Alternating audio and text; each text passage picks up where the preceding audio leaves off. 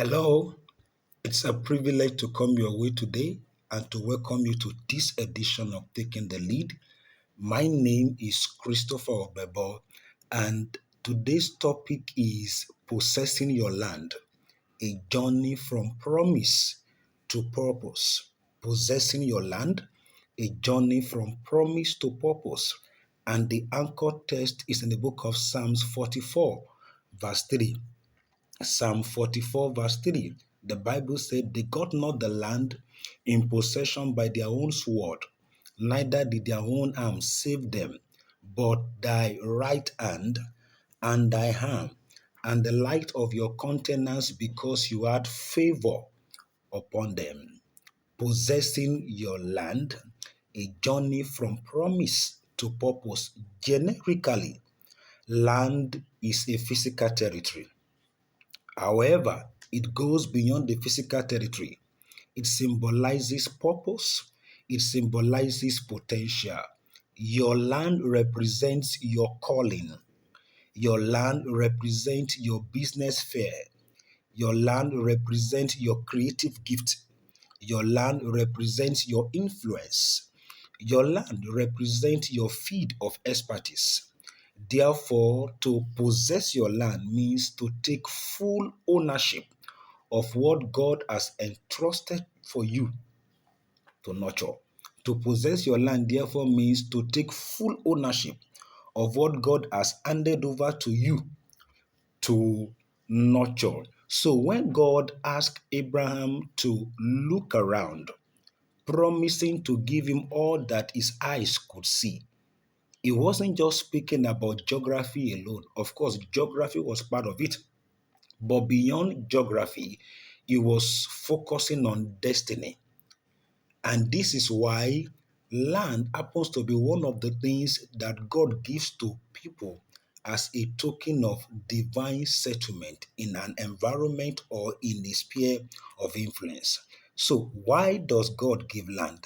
That will be the first question today. Why does God give land? God gives lands for several reasons.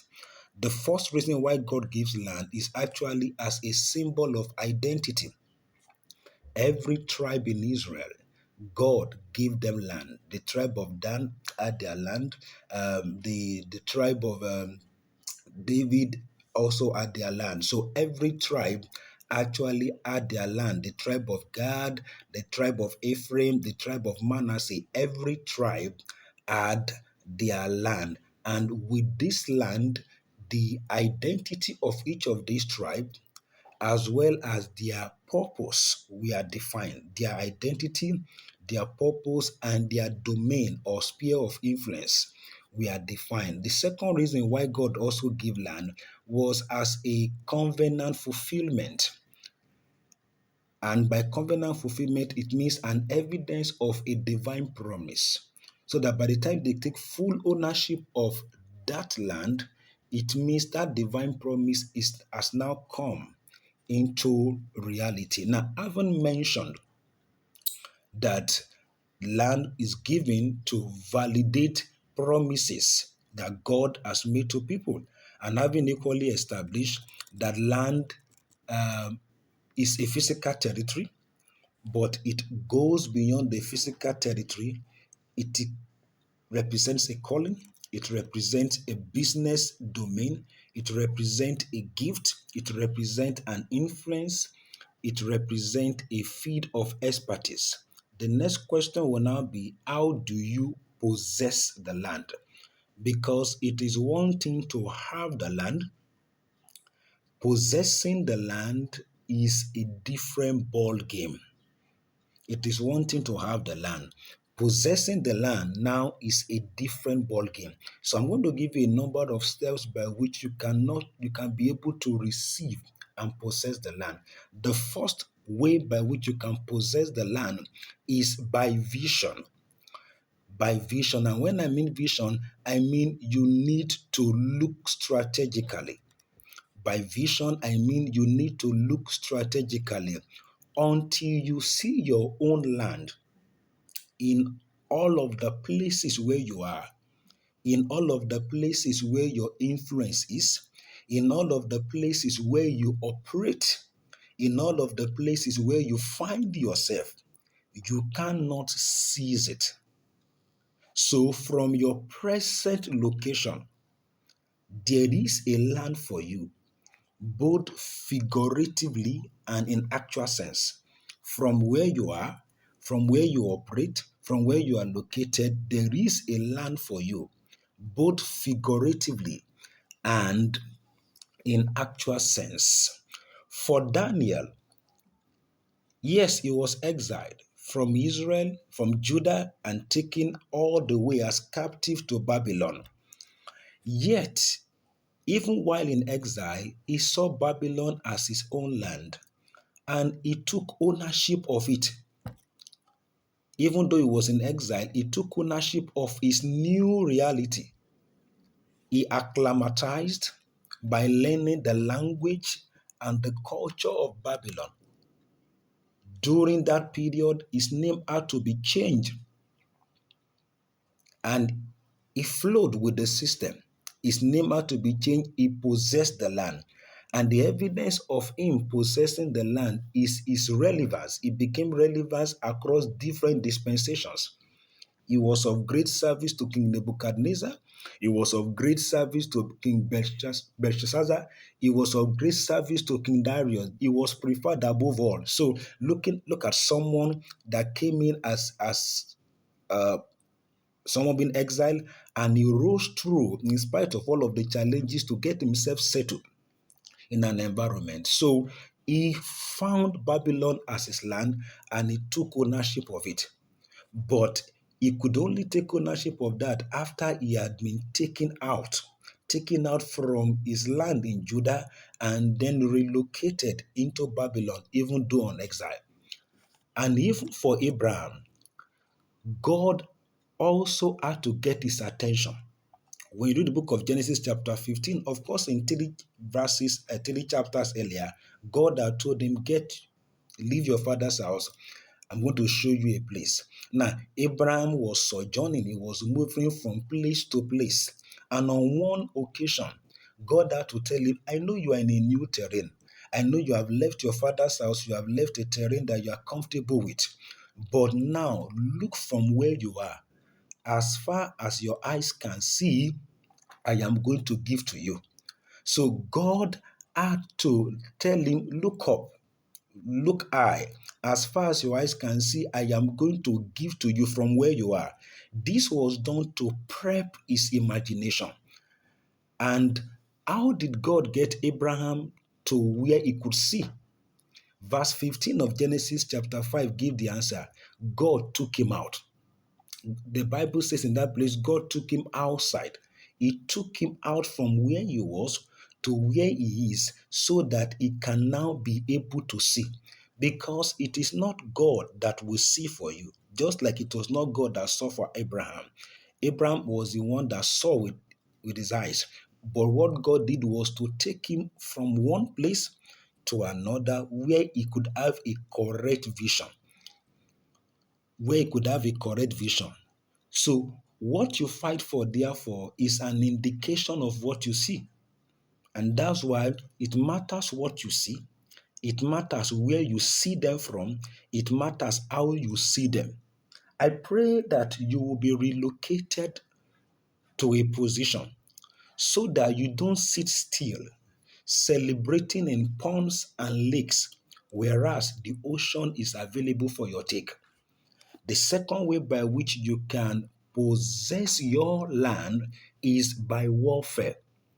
And this is why, till the world ends, battle over land will continue. And even when God promised Israelites the land, they still had to fight to have those lands. So possessing your own land will involve all kinds of battles. You will have to fight spiritual battles. You will have to fight physical battles. You will have to fight economic battles. You will have to fight intellectual battles. You will have to fight territorial battles. You will have to fight institutional battles. You will have to fight strategic battles. You will have to fight different kinds of battles. Oh, you will have to fight saboteurs. You will have to fight fear. You will have to fight doubt. You will have to fight unbelief. You will have to fight opposition. You will have to fight several things. Now, some of these battles you are going to fight, they are battles that you can win as an individual. With what you have, with the resources at your disposal, you can win. There are some battles that you can't win alone. You need community support to win them. Intellectual community, the financial community, the spiritual community, the community of family, the community of friends, the community of like minds to be able to win them. Legal community also to be able to win them. Now, there are now some battles that both your own strength combined with the strength of the community cannot give you the result that you need. Those are the kind of battles that you now need the support of God to help you in conquering them. And that's why the anchor text, Psalm 44, verse 3 says, they did not get the land by their own sword, nor did their own arm save them, but your countenance, your right hand, because you favor them.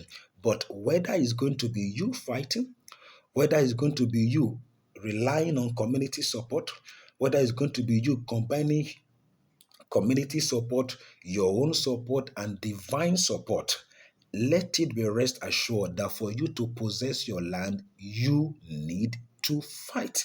So this is just telling you ahead so that when the battle begins to come, you don't chicken out. When the battle begins to come, you don't run into hiding. The battles will come in several ways. But know that that's part of the price you need to pay for you to possess your land. The third way by which you can possess your land is by work and cultivation. You need to work on the land. Yes, you've seen the land. Yes, you fought and you've gotten the land. Now the land is yours. That's another level of activity. You now need to work on the land. When God placed Adam in the garden, He gave him instruction to do two things. He told him, you are to dress this garden and you are to keep it. Now, these are two separate instructions, and subsequently, I will dwell on what it means to dress, what it means to keep, how that relates to you as a person. But I will need to emphasize here that ownership without cultivation will lead to waste. This is because weed and other things will take over. And this is true for either a physical piece of land or a business, a community, or an idea. If you have a physical piece of land and you left it idle, you didn't do anything on it. After a while, weed will begin to grow on it. After a while, you start having snakes, reptiles, and other dangerous animals going to hibernate in that place. After a while, you start having tout and street urchins hibernating in that place, making that place a hideout for crimes, for criminals to be perpetuated. In fact, that place soon becomes a source of concern for those living in that neighborhood. That's what happens when work is left undone on a physical land. Now, if it's actually an intellectual land, an idea you have been given, and you don't do anything on it, the longer you remain idle, the more the idea begin to fade out. The original blueprint that you had with respect to what should be done will begin to wane off. And before you know it, somebody somewhere else will pick up that idea and run with it and implement it. At other times, you end up losing out because you are not doing anything on it. If the idea was a community, you actually have people that you are working with, and you don't have rules, you don't have laws that guides what should be done. Anything goes. People will feel that they are on their own, and after a while, they will just go their way because you didn't work, you didn't cultivate it. So you must work on your land day and night. You must work on it. And as you work on it and you see results, multiply the results. Train people. Establish system that ensures the sustainability and continuity of the result you have seen. The fourth way by which you can possess your land is to align. Now, one of the way many people lose lands is because they refuse to align. They refuse to align with building codes. They refuse to align with instructions given by different regulatory agencies. Some land are such that they have been gazetted. Some land are such that they are under acquisition. Some land are such that, yes, the land is yours, you've gotten it, but there are kinds of structures that you can build on it.